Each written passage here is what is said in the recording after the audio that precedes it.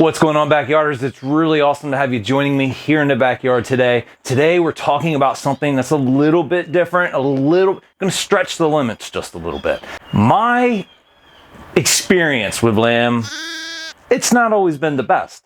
In fact, as an adult, I remember it's probably around 10 years ago or so, my wife and I went to dinner at a Brazilian steakhouse. And I don't know if you have any of these around where you are. I mean, you ordered a couple sides for the table, and then the guys and gals would walk around with these huge slabs of meat on their serving trays, and they would just freshly shave you off some and it, go right onto your plate.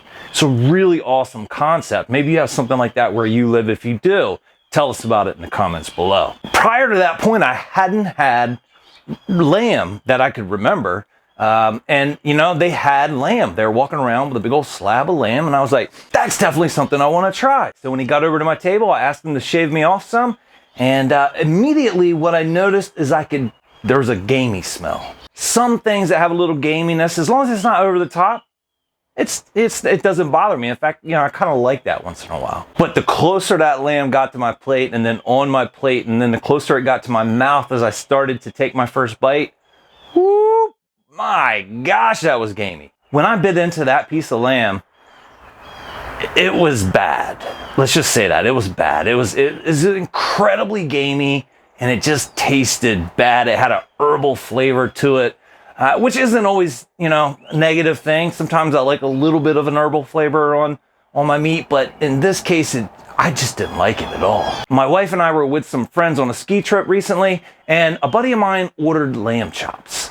And so right away I was like, ooh, man, that's going to be rough because of the smell and, just being around it. But it had no smell. When they delivered it, it looked amazing. I mean, seared on the outside, just a wonderful looking piece of meat, no smell. And, the gaminess was very, very mild. So I've learned a lot about lamb since. So today I'm going to try a rack of lamb where we tone the gaminess way down. And I'll show you exactly how we're going to do that. Let's get started.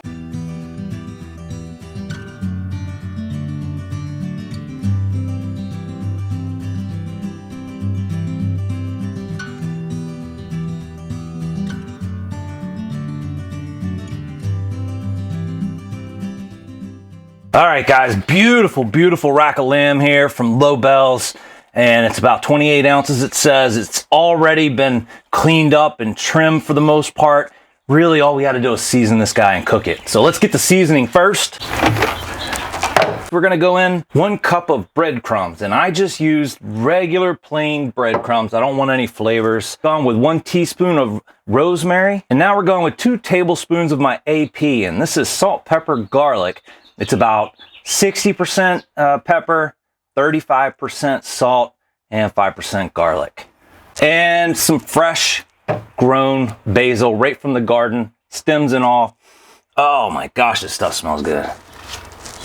Now we need a little liquid to spice things up, and we're gonna go with the juice of 1 lemon. And about however much olive oil it takes, extra virgin. We'll start off with about a tablespoon.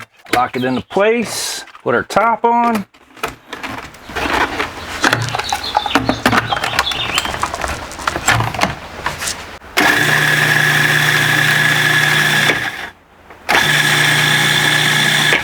And you can just add olive oil as needed. And we're not looking for a paste, but we're definitely looking for something that's got a little more liquid in it, than a dry rub. Something that's gonna stick right to that lamb. About another tablespoon of oil.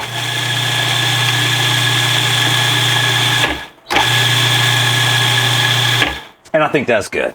The first way that we're gonna combat that gaminess of the lamb is with our rub. We've got the base rub mixed up. Now we're gonna go out here and take a little turn from what most people use with their rub for their lamb. Most people go for a rosemary, thyme, very herbal type of rub or seasoning. And that's fine. But what I think that that profile, I think it kind of boosts the gaminess. So when you mix that herbal and the gaminess together, a lot of people are going to love that kind of profile, that taste. But me personally, I want to take it the opposite direction. I want to kind of squash that gaminess. And the way that I'm going to do that with the rub, with the seasoning, I'm going to use Malcolm Reed's rub, and we're just going to put a little bit of that in there and process it just a little more, blend it just a little more. And then I'll tell you about the second way we're going to fight the gaminess of this rack of lamb. The second way we're going to fight this gaminess coming from the rack of lamb is by the fat. All right, so when you're looking at your rack of lamb, you want to shave off any of the fat, especially fat that has silver skin attached to it. And that's going to be chewy and gamey. The fat carries a lot of the gaminess. So, you know, what you need to remember is that rack of lamb is a very lean piece of meat. So if you cut all the fat off, you're going to dry it out. And it's real easy to dry rack of lamb out. You don't want to dry it out. You want to cook it to a perfect medium, and you want to leave just the right amount of fat that you get rid of that gaminess, but you also keep the meat nice and moist when it's cooking.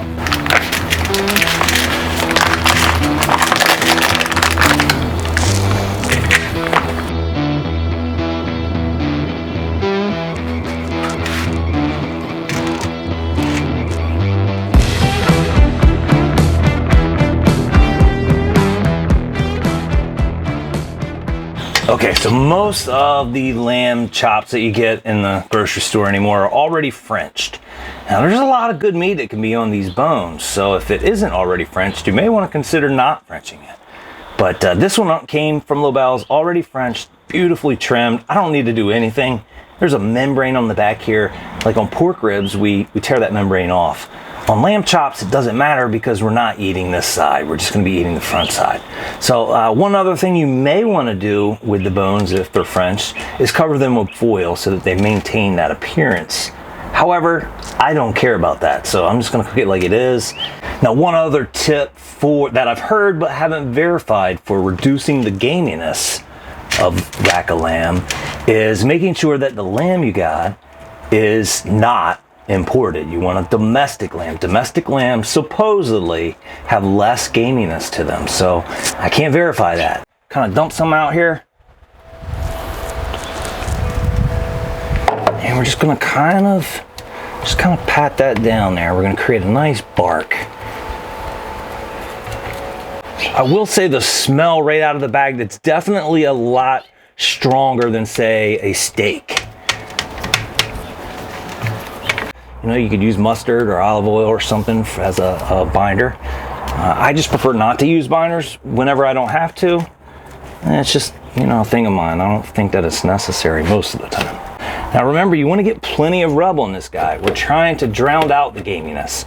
And the way that we can do that was with additional flavors. And the rub is a good way to bring additional flavors to, you know, a piece of meat that has gaminess to it. That's it, guys. We're going to let this sit for about a half an hour to let it come up to room temperature so that it cooks evenly all the way through. Rack of lamb, you're cooking a lot like you are steak. I'm going to take it up to about 110 indirect, and then we're going to sear it. I'm going to show you how we're going to do that in just a second. Let's go ahead and let this come up to temperature as well as build our fire.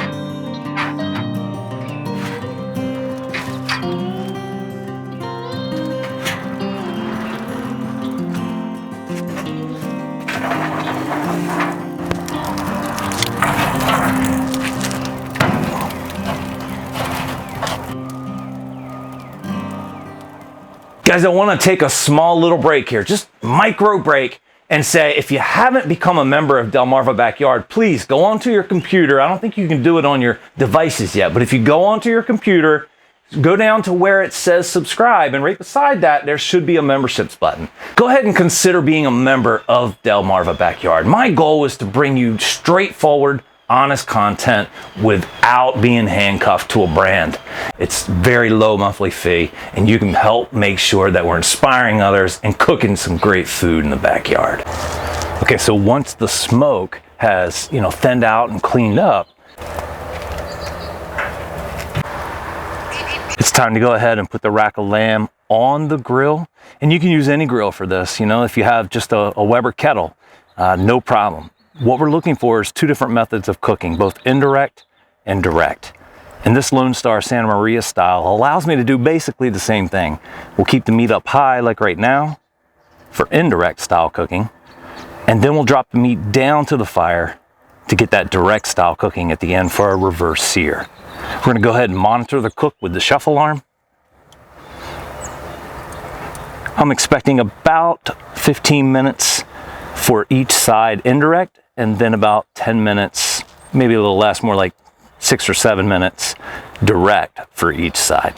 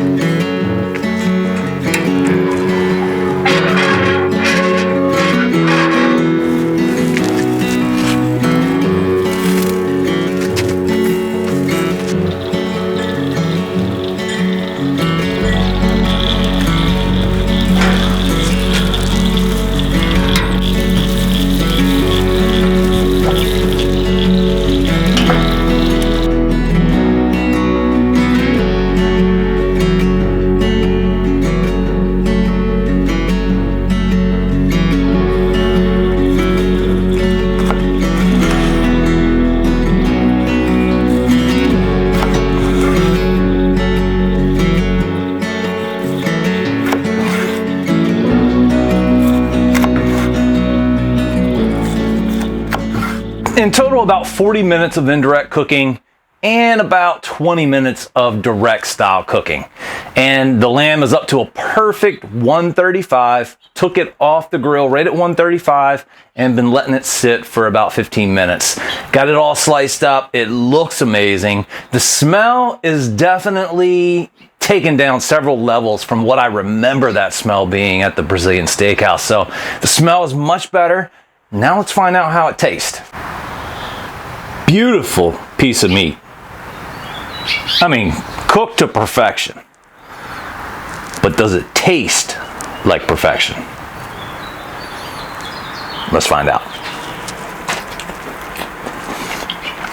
So tender. Okay. The gaminess, I don't want to say it's not there, but it's close. I mean, it's reduced big time. This is definitely a good piece of meat. It's really tender. It's juicy. It has a lot of bold flavor, but not that gamey, overwhelming type of flavor. It's just a nice. It's like a little bit less than a dry-aged steak. A dry-aged steak has that spiciness. It even tastes like a gamey piece of meat. But this is like almost to that point, but not quite. And this is the third rib in. So it has some fat on it. And now I'm going to try this little bite over here where there's more fat and see if I can taste a more gamey bite to see if, the fat, how much of a difference it makes. None. That's delicious. That's good, man. Lamb chops. When they're done right, man, they're amazing. That basil pesto type of seasoning we put on there, it's just enough herbal tones, but then with that Malcolm Reed's barbecue rub, that that strong barbecue sense mixed with the smoke, that's where it's at, guys. Give these a shot. Thank me later. Woo!